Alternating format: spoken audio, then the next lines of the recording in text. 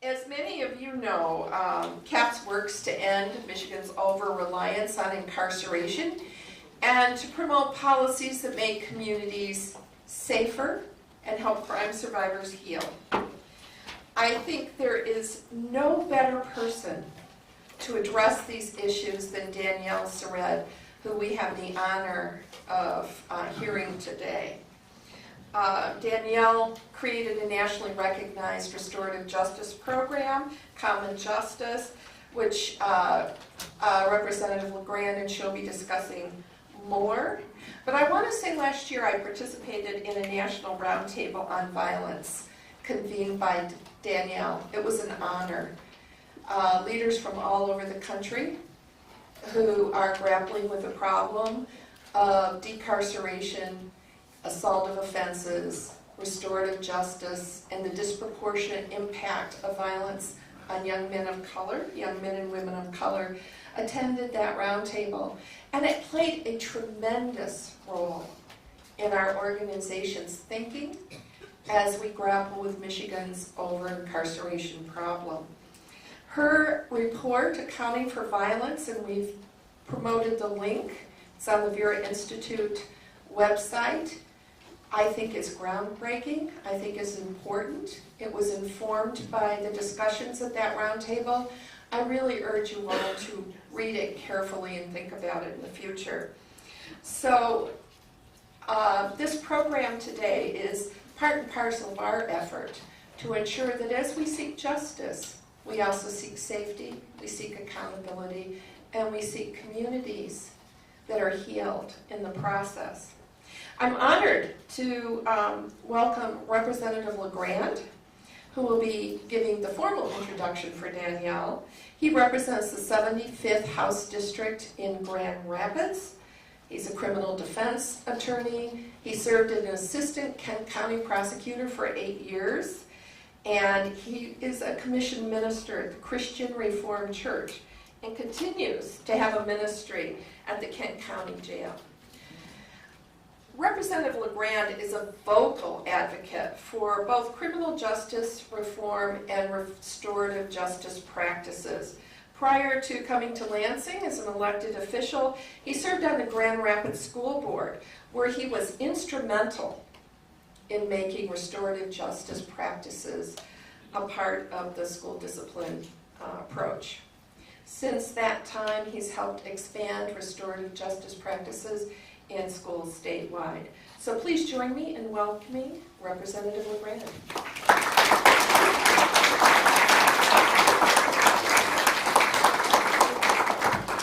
Morning, everybody.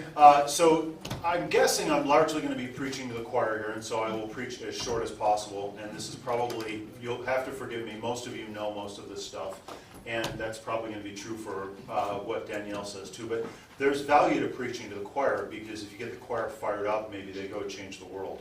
So I never get tired of talking about this, and I'm sure Danielle doesn't either.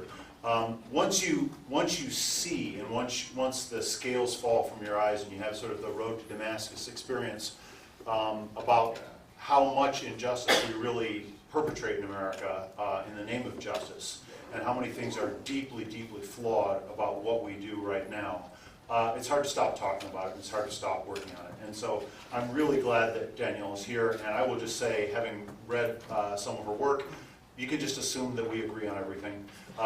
So everything she's going to say today, I completely agree with her. Now,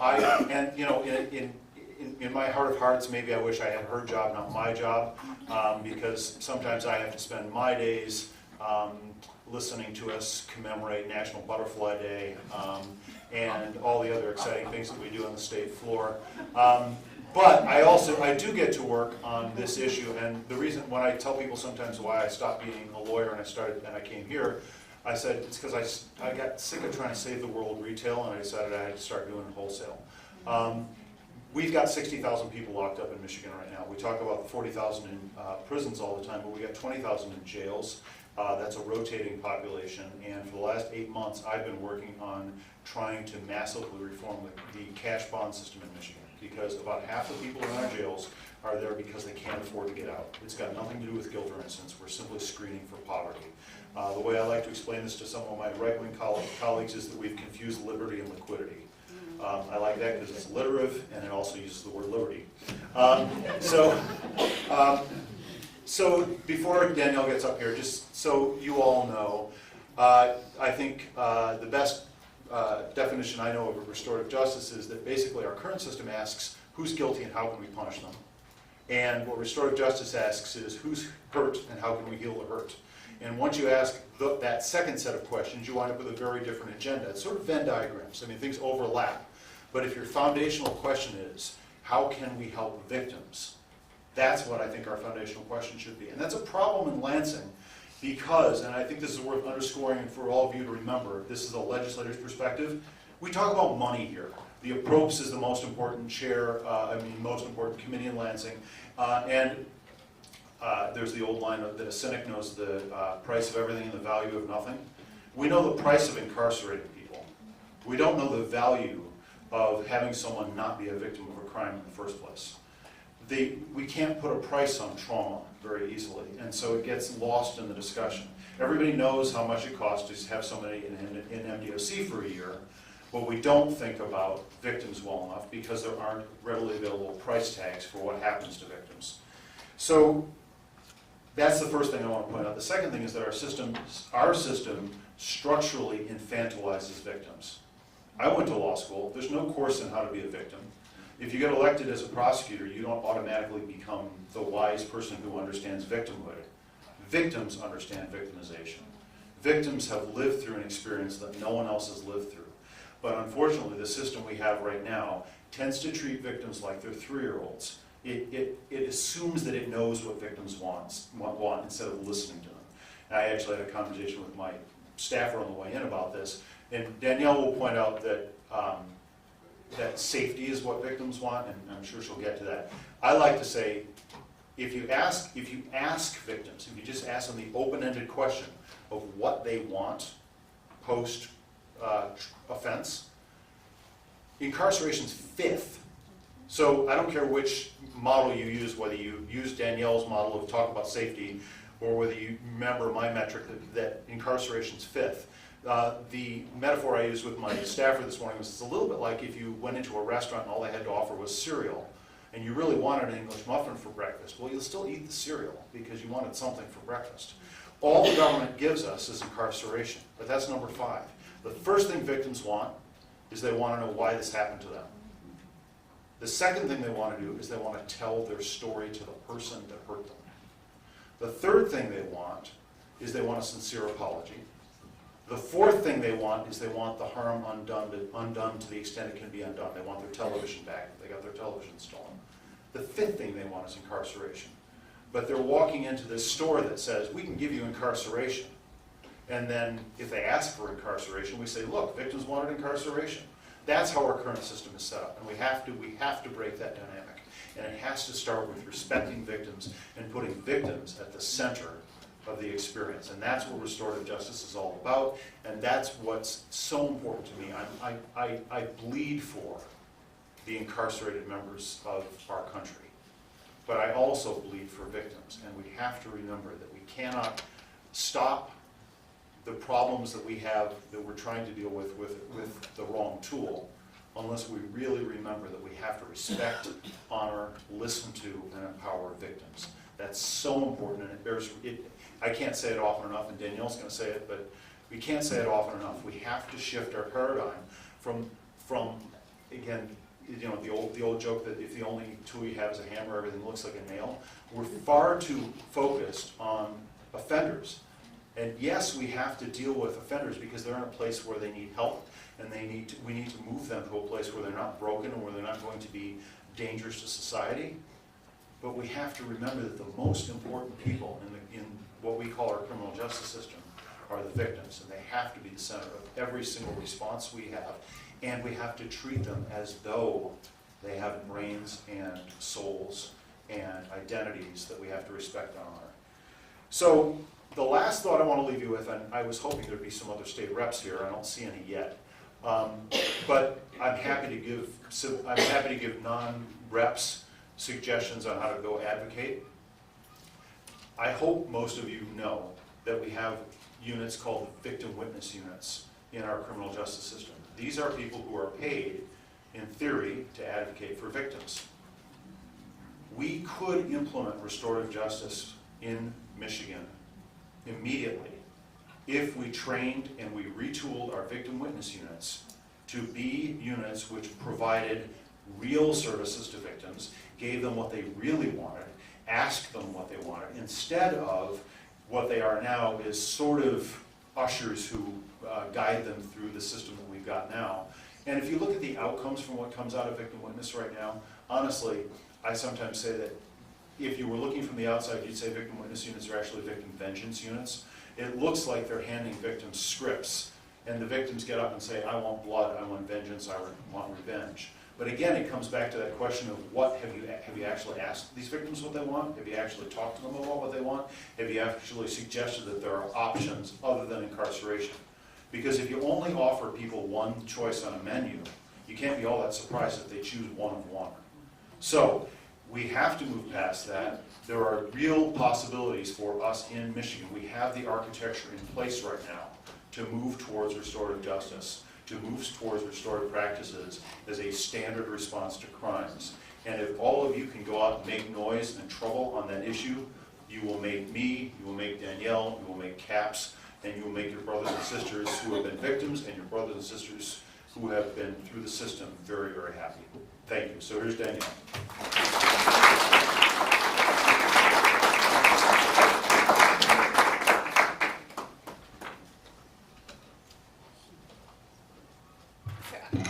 I'd like to tell you about an open seat in New York State in 2018. We have one in Long Island right by the water, another upstate in a beautiful woodsy area. Thank you so much for that, and it's really very powerful to hear that just the depth and analysis coming from you in the legislature. It's an honor to be with all of you here today. Thank you for inviting me. Thank you for welcoming into your community here. And I'm originally from Chicago, so I feel closer to home, even though technically I know we're not the same place. And so I'll talk some about why I think it's so essential that we address violence and about how I think we should go about doing that. And in the course of that, we'll tell you more about what common justice is and does, so you have a sense of our work on the ground. But to me, I think what's probably most useful in our time together is to talk about what those underlying principles are and what they look like in practice. So both what it looks like to push for more restorative justice, but also what it looks like to push for policy and practice broadly that is consistent with those fundamental beliefs and insights that restorative justice offers. We have to take on the question of violence. And we have to do it for a couple of reasons, right? So we know we will not end mass incarceration in this country unless we address violence. We won't do it. And there are two main reasons for that. The first is a little more profound. The first is that the story we tell that allows us to build prisons instead of schools, to invest in corrections officers instead of doctors, to watch our infrastructure fall away, our social services fall away, as we watch the prison industry grow and grow. The story we tell that makes that palatable to us is about people who commit violence, right? About scary, dangerous people, people who are maybe not quite as human as we are, people from whom we need protection, from whom our children need protection. That image of the imagined monstrous other is the image at the center of our overall advocacy for incarceration in America. It is an old image. It is a racialized image. It is a dishonest image. But if we don't contend with it, we will continue to feel that gut level fear We will continue to mobilize funds. We will continue to act out of those worst parts of ourselves and support the development and expansion of a response to crime that has very, very little to do with keeping any of us safe. But the second reason we have to deal with violence if we want to end mass incarceration is simpler, and it's just numerical. That more than half of people incarcerated in the United States are incarcerated for crimes of violence. So if we want to reduce incarceration by more than half, we have to address violence. Like will not pretend to be fantastic at math, but I'm really certain about that one. And what that means, and even a 50% reduction sounds super ambitious, right? But the truth is, the day I was born, there were 443,850 people locked up in the United States. I would ask any data nerds among you to not calculate my age. Todd Clear, the extraordinary researcher, when I said that to him, guessed my age to the month. So if you've done that, I'll ask you to keep it to yourself. So 443,850 people on the day I was born, with more than 2.3 million today. So even when we say something like reduce our incarcerated population by half, we are conceding a threefold increase in my lifetime. And despite the beliefs of the adolescents I work with day in and day out, I am not that old. And so we have to, when we set our sights on real transformative change, we're not imagining some inconceivable world that we have to create for the first time. Like even incarceration rates that almost all of us have witnessed in our lifetimes are outside of the range of what even the most ambitious campaigns tend to put on the table. And so I think we have to stop pretending as though we're trying to create something from scratch and know that as a nation we've had the experience of doing this less and that we were not less safe for it. So at Common Justice, we believe that there are 4 core principles that guide the way we respond to violence. The first of those is that responses to violence should be survivor-centered. Right? That the people who experience the pain and loss associated with serious harm should be at the center of how we think about addressing that harm. That doesn't mean that they get full decision-making in every individual case. Like we recognize the value of a court system and determining outcomes of punishment and considering evidence and all those things. But it does mean that we should never be making decisions about what should be done in response to what was done to someone without asking that person what they experienced, what they want, what they need, what they know. And it's not something we've done. So in this country, we have enacted draconian legislation in the name of crime victims, and we've done that largely without asking them what they want and without their permission. And it was funny to hear the representative talk about the cereal example because I often offer an analogy of a hamburger stand, but so we're both thinking a lot about food. Because in the version, as I imagine it, right, there's some hamburger stand in the middle of a stretch where there's nothing for miles, like not for 100 miles, right? And there's a line out the door, right, and down through the desert where it's located, right? And if you passed it and you said, wow, like people love hamburgers, you'd be missing something, right? And if you passed it and you said, that must be the best hamburger spot in America, you'd be missing something. And the thing you would be missing is a context in which no other options are present. Because the one objection I would have to the representative's example is that I actually really like cereal. Like for breakfast, it's great. But this hamburger stand is not only are the hamburgers sort of dry and nasty, they also often make you sick. Right? Like they don't nourish you, you don't feel right afterwards. You know that, like people you love have eaten there and it didn't go well for them. And you drive there and sometimes like you are so hungry that you eat it anyway.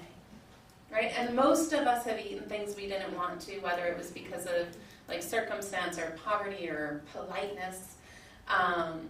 And you eat it knowing it won't nourish you and knowing you will feel bad anyway because the hunger is unbearable. But the other part of the story is the countless cars that drive by, that do not stop, who are as hungry as the people who stop for those crappy burgers, but who, because they know how far it is from the thing they need, they do not even pull off the highway. More than half of victims of violence in the United States don't call the police in the first place. Sit with that for a second. More than half, and that's according to the Bureau of Justice statistics. So these people, so those numbers are vastly underestimated because they only include people who have stable phone lines. So when they get a call from the Bureau of Justice statistics, answer that phone, who stay on the phone when they're asked if they want to take a survey from the Bureau of Justice statistics, who self-identify as victims, which only a handful of us in this nation have been authorized to do, mostly white women. So even those numbers are vastly underreported, and the underreported numbers say that more than half of victims prefer nothing to everything we have on offer in the system. So if we cared about crime victims, we would understand ourselves as a people in a profound moral crisis. And we would make resolving that crisis a central priority of our nation. We are not those people. We use crime victims in an instrumental way. We find the people whose pain we can latch into in a way that escalates it and serves our political ends. When we choose our victims based on the policy goals we already have, rather than developing policy goals based on listening to victims. We exploit their pain. We build structures on that pain. And we all know that the foundation for justice and transformation, like the best place to grow those seeds, is not in the soil of pain. It's in a place of transformation and also in a place of reason, which we also don't allow to drive our policy. And we exclude victims who want things we regard as progressive. We pathologize them. We say if they're forgiving, that there is something wrong with them. If they're okay, then they're sort of inured to the trauma they experienced, that they don't get it, that they're soft, that they're liberal, that they're whatever else. And what I know about crime survivors, and I know this as a survivor myself, is that we are the most pragmatic people you will ever know. We get a bad rap for being highly emotional, and we feel strong feelings. I think the notion that feeling strong feelings makes you incapable of making a reasoned choice probably is just some fundamentally sexist stuff. We do feel strong feelings. We feel sometimes unending pain. We feel rage that shakes us to our core. We feel fear in places where we are completely and totally safe. We feel despair, even in the face of like great beauty and possibility. We feel confused. We feel all those things sometimes in the same day, and we feel them in different sequences. And when we think we have moved through one of them, we think we are past our rage, something happens and it comes back up, and we feel it again like it is the first time.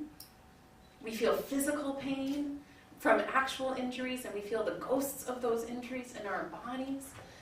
We feel the profound loss of people who should be with us and no longer are, and the loss of ways we could be in the world that we can no longer be.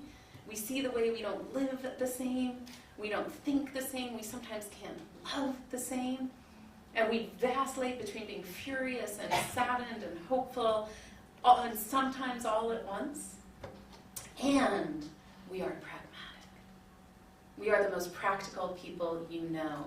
Because at the end of the day, our survival depends on the efficacy of the response to what was done to us.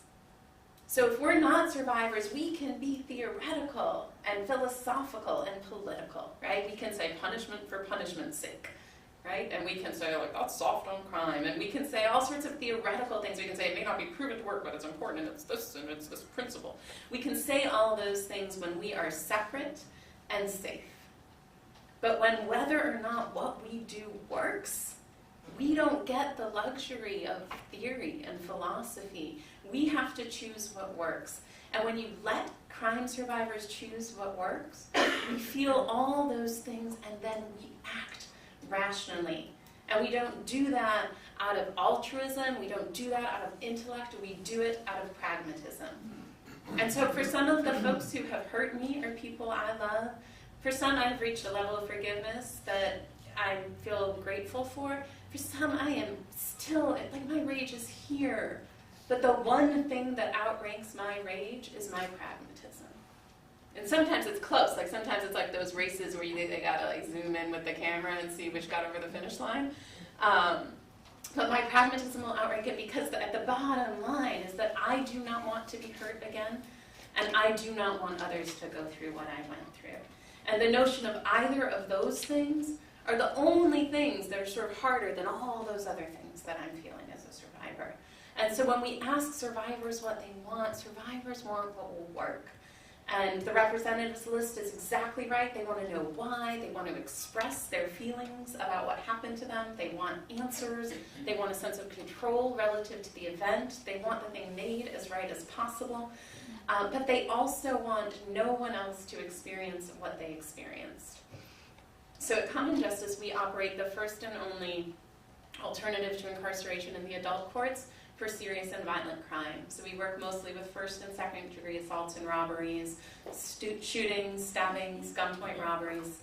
And if and only if the victims of those crimes consent, the people responsible for those crimes enter into a restorative justice process. They prepare with us through our intensive violence intervention curriculum for 3 months, and then they sit in dialogue with the people they hurt and reach agreements about how to make things as right as possible. They spend the next year fulfilling those agreements and going through the next year of our curriculum. If they complete those agreements in their entirety and don't commit new crimes, then the felony charges against them are dismissed and they don't go to prison. In the meantime, we provide wraparound services to the people they hurt to help them come through what happened to them and in their lives generally. And I said sort of in passing, like, if the victims of crime agree, people come into this program, right? So we don't take any defendants, who we later call responsible parties, because if they come to us, they're taking responsibility for what they've done. We don't take people into the program without the agreement of the people they hurt. And remember, fewer than half of victims call the police in the first place. Another half don't make it to grand jury. So there isn't an arrest, or they decide not to show up. They called in the moment, but they no longer want what's on offer. They pulled off the road, they saw the line at the hamburger stand, or they saw someone eating one, they thought it was disgusting, they got back on the road before they ordered, right? So half don't call, another half don't make it past grand jury. So we're dealing with that remaining portion who are arguably the jailingest victims you will find, right? They are on the train that heads toward incarceration. And then we're dealing with a subset of those victims who've survived serious violence, like lacerations to their livers, guns to their head. And we ask those victims, would you rather have the person who hurt you incarcerated, or would you rather have them in common justice? If you had to guess, what portion do you think choose common justice?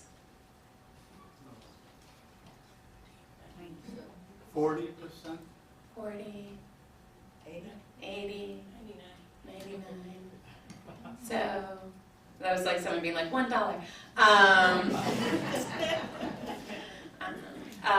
So 90%. 90%. Right? It's a wild number, right? I mean 90% on anything in America today.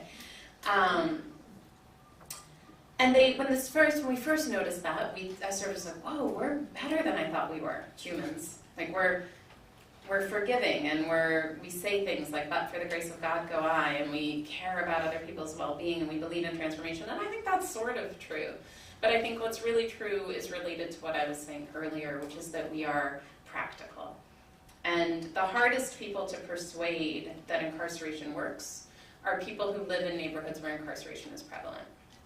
So if you live somewhere where incarceration isn't prevalent and what you believe about it is largely based in rhetoric, then maybe you can be persuaded that it produces good outcomes. But if you live somewhere where people are constantly ripped from their communities and their families, taken somewhere where they're terribly hurt in cages separate from everyone they know, and return, what you see is that when they return, most people are worse for it.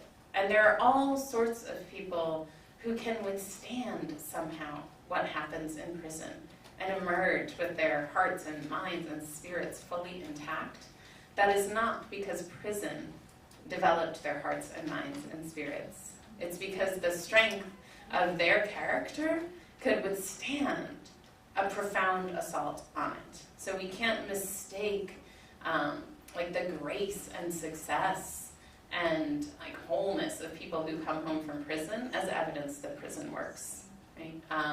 We have to understand it as evidence of what human beings are capable in the face of horrific circumstances. It's not unlike when crime victims can laugh, like from the bottom of their guts, like parents of murdered children can laugh so hard they almost tear up. Like that is not because murder is not as bad as we thought, nor is it because murder makes people happy, right? It's because there is something in us that can withstand even the worst. And so crime victims, when given the choice, and especially crime victims who have seen with their own eyes whether or not incarceration works, they choose a thing they believe will work. And so a survivor-centered system is not, in fact, a super emotional system. I would argue that our system as we know it is far more emotional than almost any crime survivor I know. Like we do things that run contrary to the evidence, we make entire laws based on a single case, we're reactive, we're explosive, we're angry, we're erratic. Crime victims deserve to be that. I don't believe the criminal justice systems do. And so the second principle that relates to all of that is that we believe that responses to violence should be based in accountability.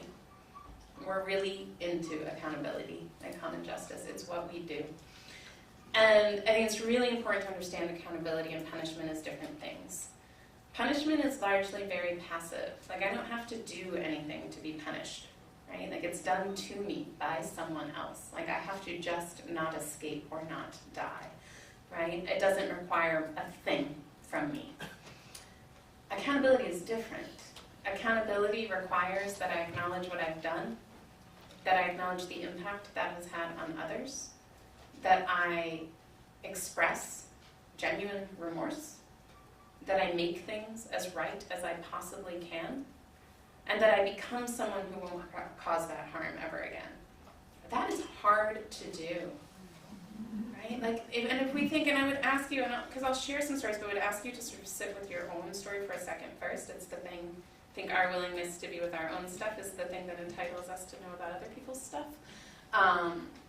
So think about a time that you did something that you know is wrong, and decide for yourself whether you're going to think about like the time you were late or the time you caused serious harm, like wherever on the scale. And not something that was illegal, that's not the frame, something that you believe was wrong that you did. And think about a time that you did that and you made it as right as you could. My guess is that like you're not super proud of it, but that you can think about that and love yourself at the same time. Like you can think about that and think about your best qualities and they seem kind of compatible.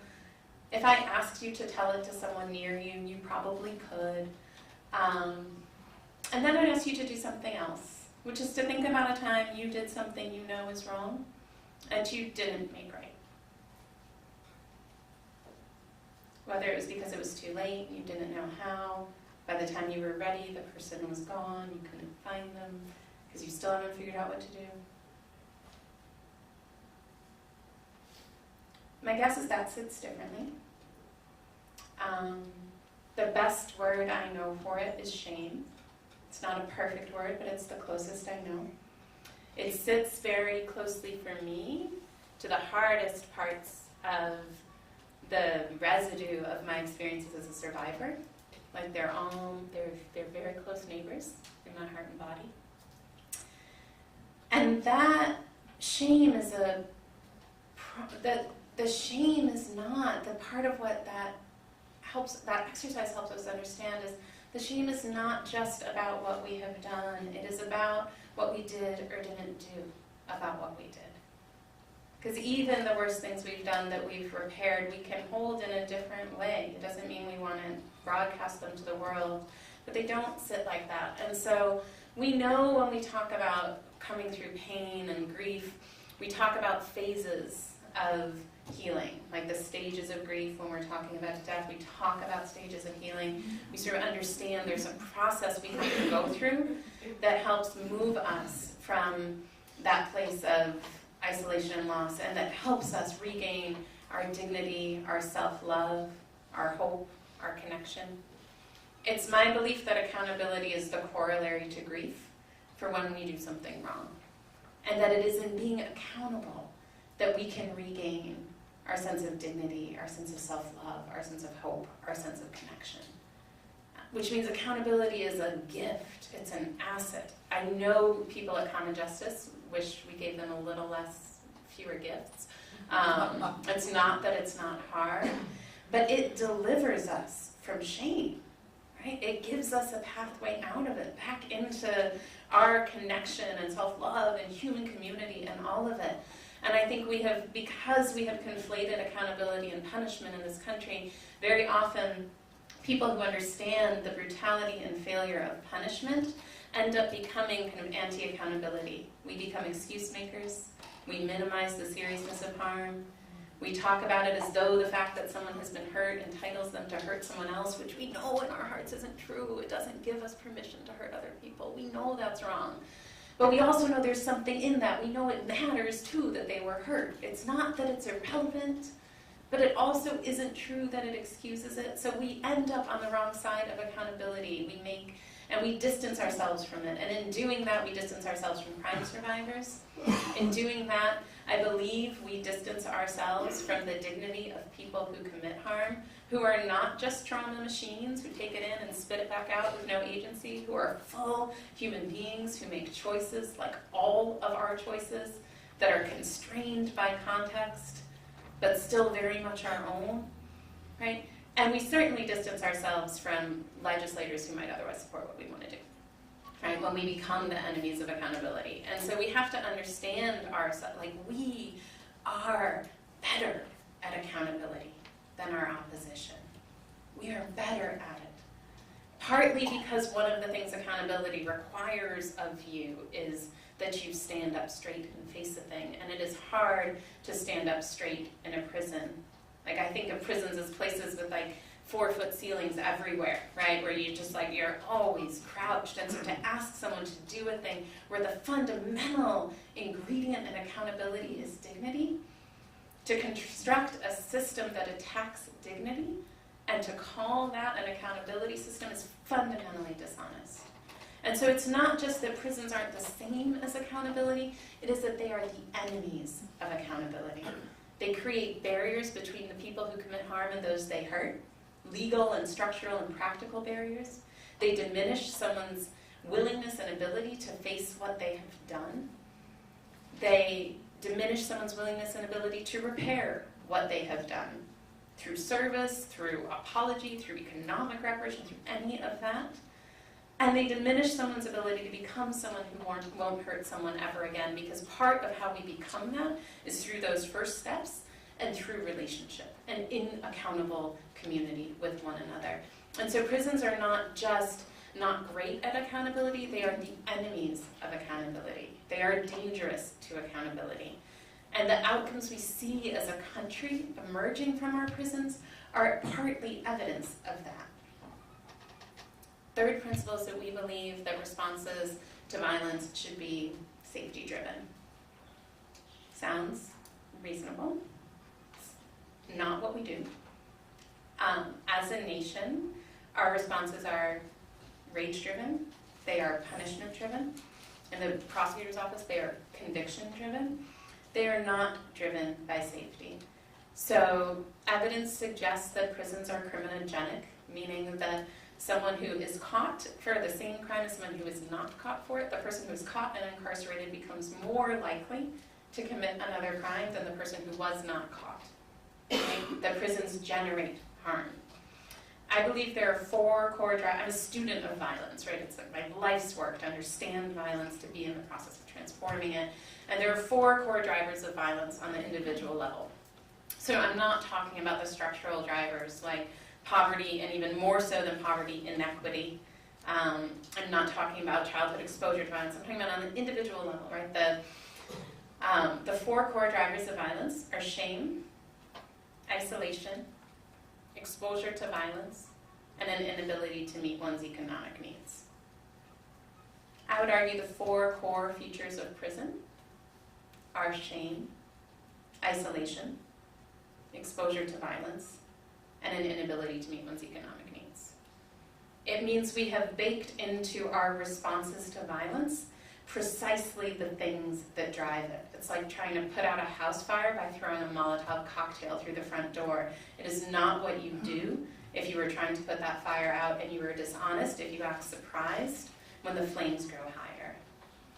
That is not to say that incarcerated people do not manage often to withstand that onslaught on their humanity, on their ability to continue to treat others with compassion and care.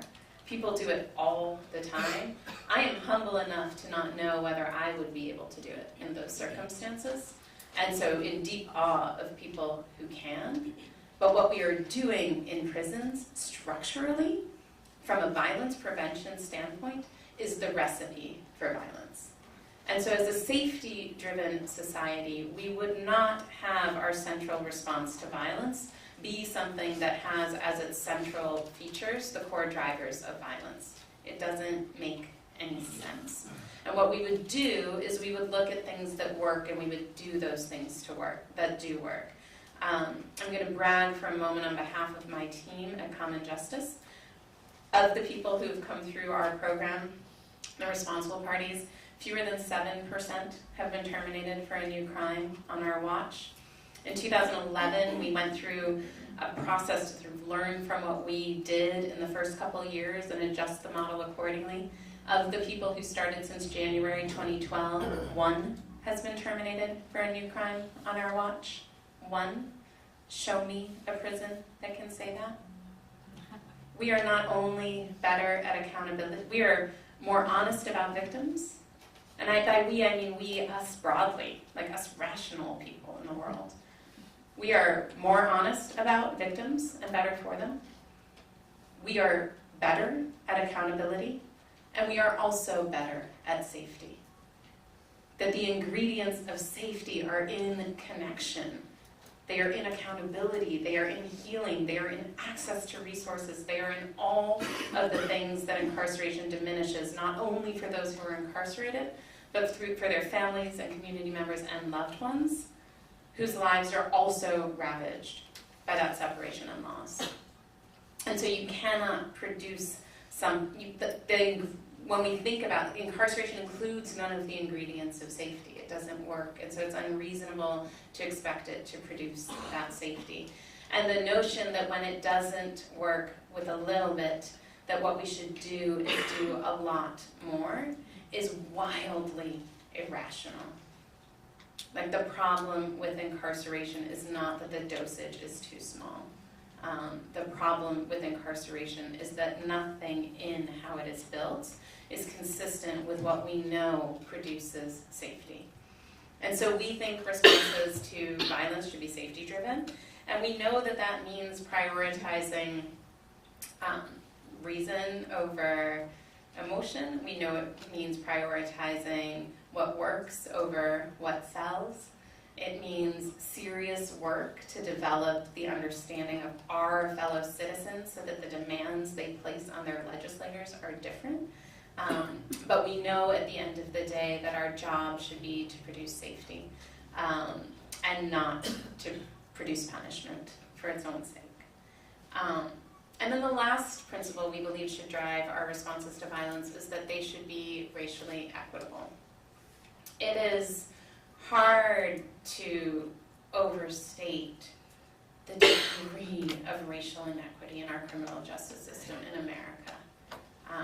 It's become so normal to us that we can walk into courthouses in states where it's fewer than half of the people who live there are people of color, and almost everybody going through those metal detectors is a person of color, and we somehow see that as normal, right? As not like fundamentally horrific, right? Where we can walk through prisons and see the incredible disproportionate representation of people of color and think about that as somehow some indication of what people of color do and not an indication of what we do as a nation and what we have always done as a nation. And so our criminal justice policy are a set of decisions about how we choose to respond to everyone. When I was a teenager and committed crimes, I was met with mercy. And it taught me a couple things. I had the advantage, so one of the things I think about privilege of any kind, and in this case racial privilege, is that the first promise of privilege is its invisibility to us.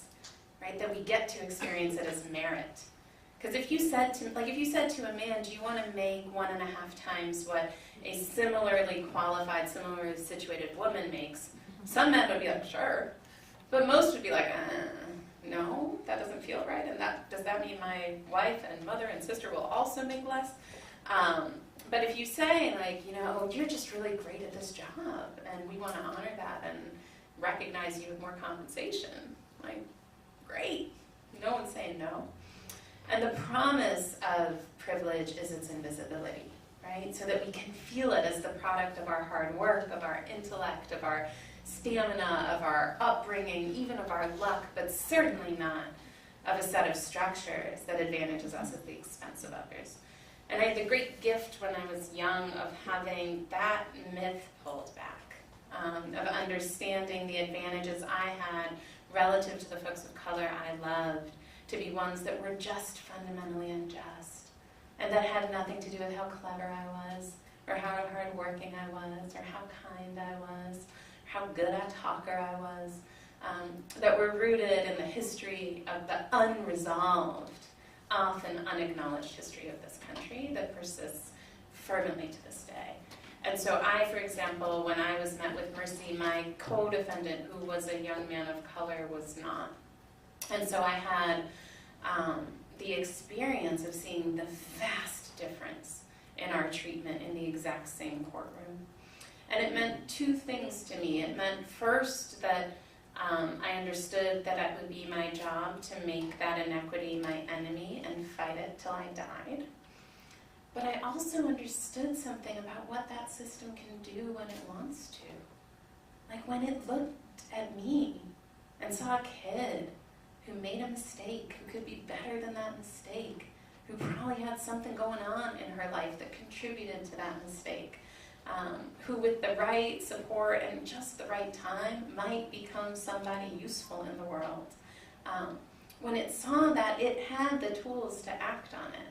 So however much legislative reform is totally essential, the truth is prosecutors in America could end mass incarceration tomorrow if they wanted to, just by exercising discretion differently. They could end it tomorrow. They're making choices. Judges are making choices. And they're making choices within the constraints of existing laws, but the truth is all a prosecutor has to do is charge something different and they can sentence something different. And so one of the things I learned in my experience was not only that it would be my job to make inequity my enemy and fight it till I was dead, but also that the story that the system doesn't know what else to do is a lie. So I say, not really jokingly, that the oldest alternative to incarceration in America is whiteness. That we are diverted all the time. We are asked what happened instead of what's wrong with us.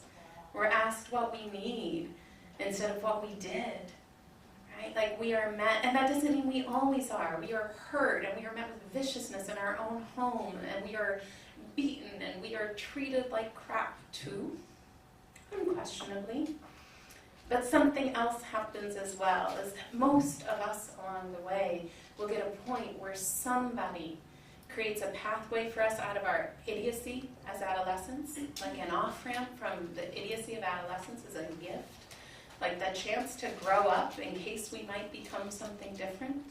And so one of the things I think as white folks we have the obligation to do is to speak to that, is that when somebody says we don't know what else to do, to call BS on that.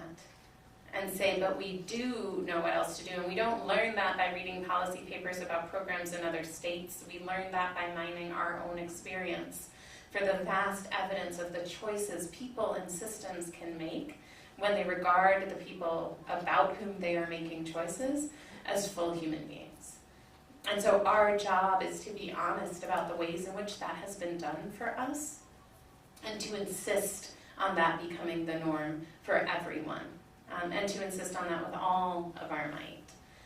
The other thing when we talk about racial equity in the criminal justice system is that the conversation is usually about the inequities of our surrounding punishment, and that's right? So there are huge racial disparities in every decision-making point, in arrest, in this original in what charges are brought in the initial arraignment, in bail, in the felony arraignment, in plea offers, in ultimate sentencing, and in parole, right? Like at every stage you see racial inequities. But we also see vast inequities for the treatment of crime victims. And so our story about who victims are in this country is largely a story about women like me, with faces like mine. A young man of color is 10.5 times more likely than me to be robbed or assaulted, and is not usually featured on the victim service posters or the victim services that we provide in this country. And the disregard of people of color's pain and of men of color's pain in a particular way as it relates to violence is also a centerpiece of our criminal justice system's failure. That we treat some people's pain as more important than others.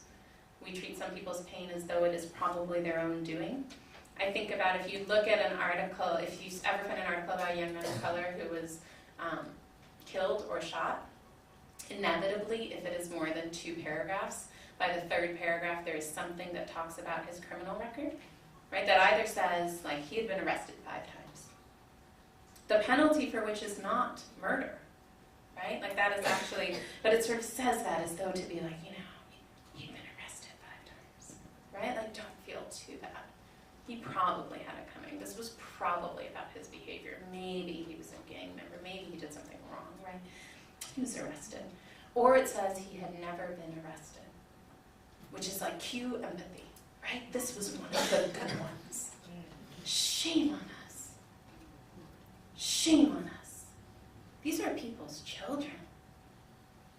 If I, God forbid, were killed, and there was a story printed about what happened to me, and then it said she had no open cases in New York,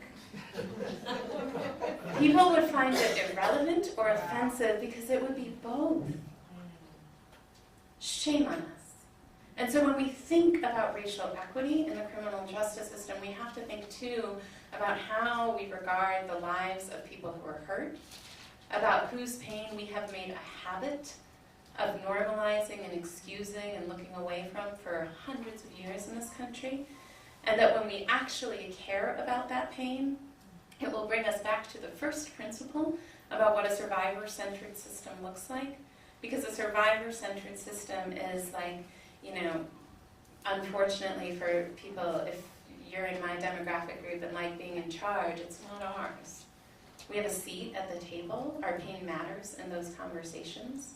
I will be the last person to understate the impact of harm on white women as a survivor of it, but it is not our table alone, and we are the minority at that table, and we'll have to show up as such, and we'll have to make room at that table that we have gotten to occupy largely by ourselves for everyone else whose pain is unquestionably as important as ours. And when we do that, what we will find is not only wisdom and connection and compassion and all of those things, but we will find the kind of pragmatism that will steer all of us together toward solutions that actually keep all of us safe. In ways, the unequal distribution of power in this country, the unequal distribution of voice at these tables, has not only failed to protect the communities who have been excluded, it means that all of us live in a country that is worse than the country we deserve. And I continue to believe, I believe in people who talk about America as a sort of future promise more than something that already lives. That future promise, like that country that we could be, is a country that will become available to us when we take each other's pain seriously in a way that we have not, when we demand that people account for the harm they cause in a way we never have, where we take safety more seriously than politics and don't let ourselves be lied to about it, and where we insist on equity not just because it's right, but because all of those things depend on it too. And so I will stop there and pass it over to Natalie to coordinate our Q&A.